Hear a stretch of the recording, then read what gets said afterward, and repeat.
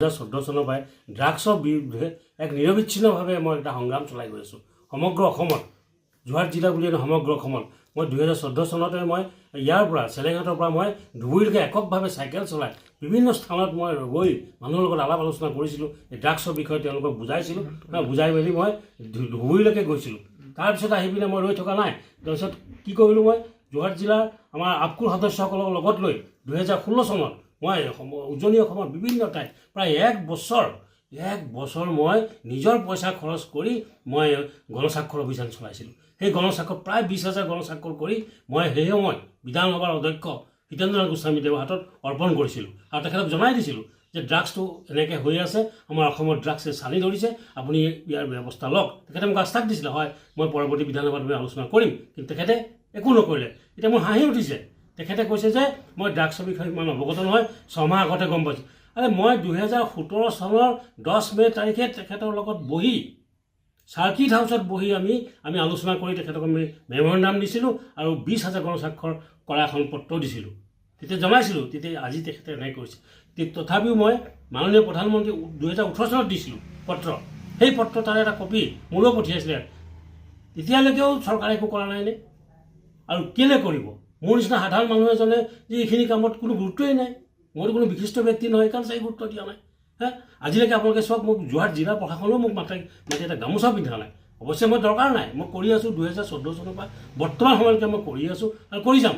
সেইটো মোৰ দায়িত্ব বুলি মই ভাবি লৈছোঁ। আমাৰ যুৱ সমাজক ৰক্ষা কৰিব হ'লে সেইখিনি কাম কৰিব লাগিব। আৰু মোৰতো এনেকুৱা আৰ্থিক অৱস্থা মোৰ খুব সচ্ছল নহয়। মই অতি ক্ষুদ্ৰ চাহ খেতিয়ক। তাৰে যি পইচা পাওঁ তাৰে এটা অংশ মই সমাজৰ হিতৰ কাৰণে মই কাম কৰি যাওঁ।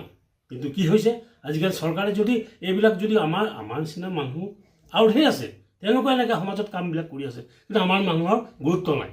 আমাৰ নিচিনা মানুহৰ একো গুৰুত্ব নাই, যিটো আমি কোনো বিশিষ্ট ব্যক্তি নহয়, অতি সাধাৰণ ব্যক্তি। গতিকে আমি যিখিনি কাম কৰিছোঁ চৰকাৰে কেতিয়া গুৰুত্ব নিদিয়ে, প্ৰশাসনে কেতিয়া গুৰুত্ব নিদিয়ে। আৰু এনেকৈ যদি চলি থাকে, এদিন অসমৰ যুৱ সমাজ ধ্বংস হৈ যাব। 2014 চনৰ পৰাই ড্ৰাগছৰ বিৰুদ্ধে এক নিৰবিচ্ছিন্নভাৱে মই এটা সংগ্ৰাম চলাই গৈ আছোঁ সমগ্ৰ অসমত। যোৰহাট জিলা বুলিয়ে নহয় সমগ্ৰ অসমত। মই 2014 চনতে মই ইয়াৰ পৰা চেলেঙাটৰ পৰা মই ধুবুৰীলৈকে এককভাৱে চাইকেল চলাই বিভিন্ন স্থানত মই গৈ মানুহৰ লগত আলাপ আলোচনা কৰিছিলোঁ। এই ড্ৰাগছৰ বিষয়ে তেওঁলোকক বুজাইছিলোঁ, বুজাই মেলি মই ধুবুৰীলৈকে গৈছিলোঁ। তাৰপিছত আহি পিনে মই ৰৈ থকা নাই।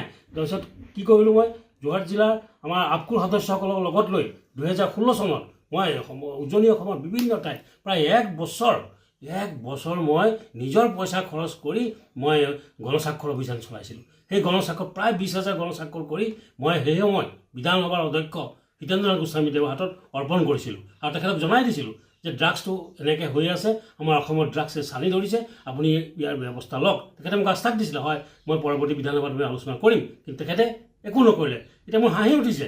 তেখেতে কৈছে যে মই ড্ৰাগছৰ বিষয়ে ইমান অৱগত নহয়, 6 মাহ আগতে গম পাইছোঁ।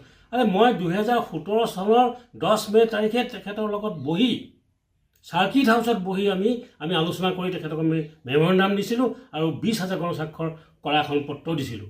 তেতিয়া জনাইছিলোঁ, তেতিয়া আজি তেখেতে এনেকৈ কৰিছে। তথাপিও মই মাননীয় প্ৰধানমন্ত্ৰী 2018 চনত দিছিলোঁ পত্ৰ। সেই পত্ৰ তাৰে এটা কপি মোলৈ পঠিয়াইছিলে। তেতিয়ালৈকেও চৰকাৰে একো কৰা নাইনে? আৰু কেলৈ কৰিব?